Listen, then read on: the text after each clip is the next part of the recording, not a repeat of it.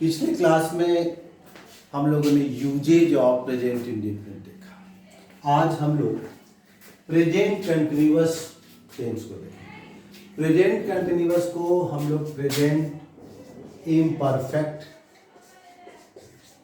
या present progressive भी कहते हैं। This tense shows that the action is going on at the right time or at the time of speaking in present.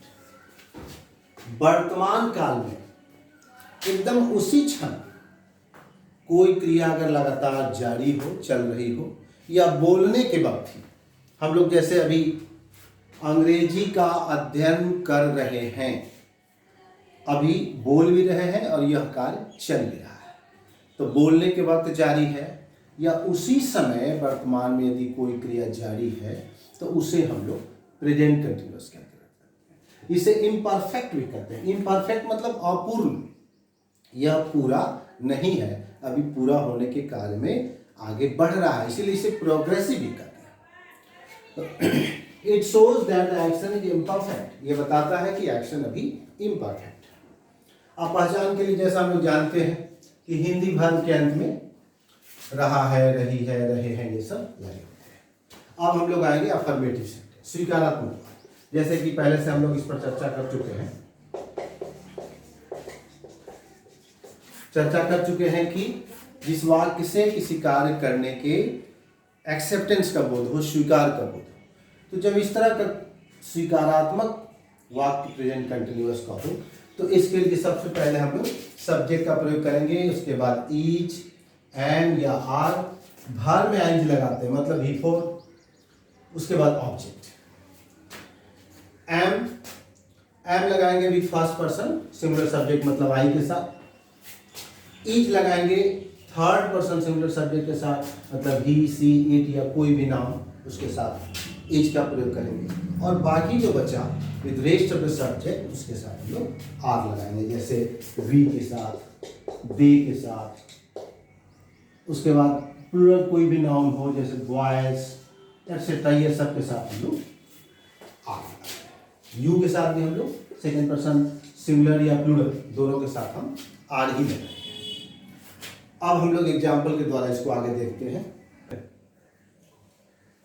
मैं स्वतंत्रता दिवस मना रहा हूं, इसमें सब्जेक्ट आई के साथ एम लगाएंगे।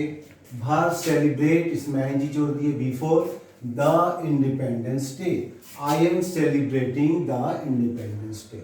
अब यहां देखिए एक चीज, आईएनजी जोड़ते समय हम लोग ध्यान देंगे कि जिस शब्द में, जिस वर्ड के अंत में ई होगा तो आईएनजी जोड़ते समय उस ई को हटाकर ही हम लोग आईएनजी जोड़ेंगे किसी भी, जैसे आप डांस, तो डांसिंग बनाएंगे तो DANC के बाद ई नहीं रहेगा, EG, डांसिंग।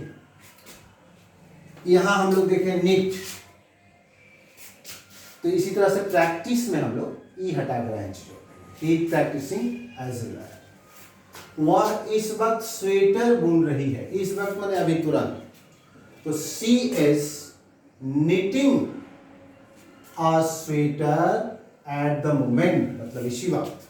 सी के साथ इज लगा हम लोग, निट में आईजी जोड़ दिए, knitting a sweater object at the moment इसी क्षण, वह इस वक्त स्वेटर बुन रही है।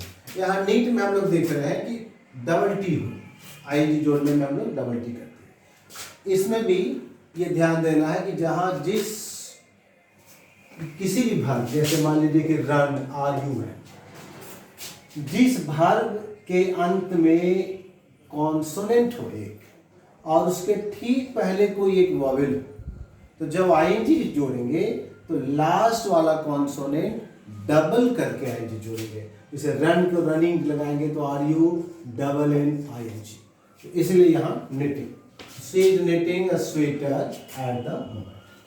लड़के फुटबॉल खेल रहे हैं, बॉयज प्लूरल इसलिए यहाँ आर लगा दिए, बॉयज आर प्लेइंग फुटबॉल। ये अफर्मेटिव सेंटेंस। नेगेटिव में कुछ नहीं करना है, केवल इजेमार के बाद नॉट जोड़ना है। इस काम में मेरा मन नहीं लग रहा है। सब्जेक्ट यहाँ है मेरा, यहाँ आई सब्जेक्ट हो, आई के साथ एम, आई एम नॉट, और मन लगना है enjoy, I am not enjoying this job. वह अपनी बात वापस लेने नहीं जा रहा, is not going to withdraw his statement. यहां पर देखिएगा, यहां पर एक वर्ब है गोइंग और एक यहां है विड्रॉ। मेन वर्ब यहां देखना है कि कौन है, वो अपनी बात वापस लेने नहीं जा रहा है, मतलब यहाँ गो मेन वर्ब है। तो इसके रूल के हिसाब से हम लोग यहाँ पर भाग जो लगाएंगे, ये पहले गो, तब यहाँ ये 2 + V1, मतलब यहाँ इंफिनिटिव का प्रयोग हुआ है। तो is not going to withdraw his statement, वो अपनी बात वापस लेने नहीं जा रहा है। अब आगे देखेंगे हम लोग इंट्रोगेटिव सेंटेंस। हम लोग पहले देख चुके हैं कि इंट्रोगेटिव सेंटेंस 2 प्रकार का होता है।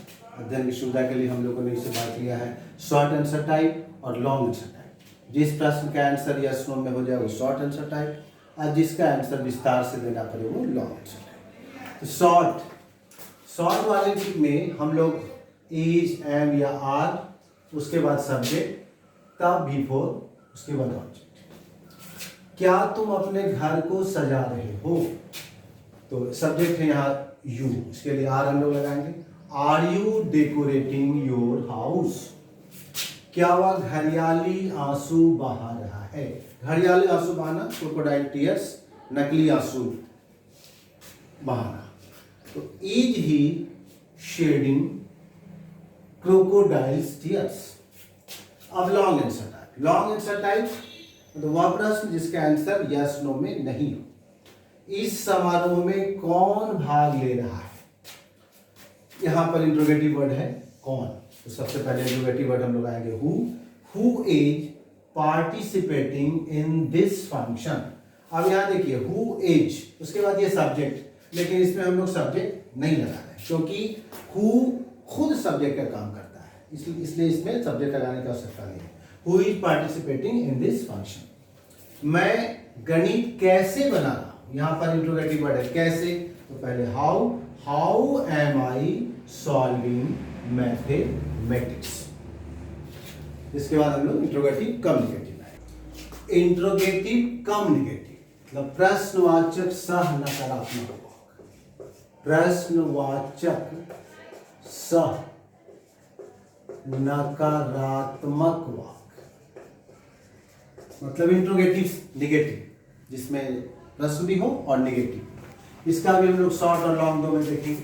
तो शॉर्ट आंसर टाइप में सबसे पहले इजेमार पहले लगाएंगे, उसके बाद सब्जेक्ट, तब नॉट, तब बिफोर, तब ऑब्जेक्ट। क्या वह प्रधानाचार्य से तुम्हारी शिकायत नहीं करने जा रहा है, तो वह सब्जेक्ट है, इसके लिए लगाएंगे। Is he not going to complain to the principal against you.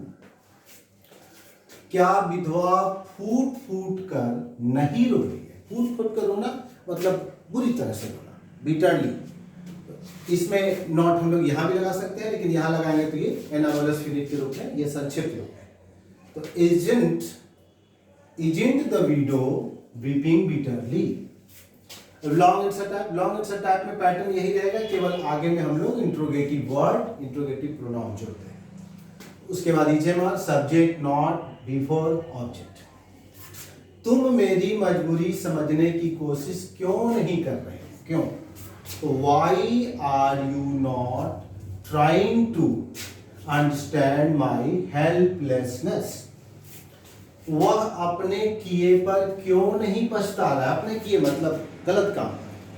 तो why is he not repenting माने पश्चाताप करना। Why is he not repenting over his bad deeds. यहाँ बैड डीड्स अपने किए का मतलब यहाँ गलत काम कोई कर दिया उस पर पछताता है, तो हम लोग बैड डीड्स लगाएंगे। Why is he not repenting over his bad deeds. तो प्रेजेंट कंटिन्यूअस आज हम लोग हर टॉपिक पर अध्ययन कर लिए। इसके बाद किसी भी ट्रांसलेशन बुक से आप एक्सरसाइज निकालेंगे, अफर्मेटिव, नेगेटिव, इंट्रोगेटिव, इंट्रोगेटिव कम निगेटिव और इसका आप प्रैक्टिस करेंगे। इसके बाद अगले क्लास में हम लोग यूजेज ऑफ प्रेजेंट कंटिन्यूअस देखेंगे।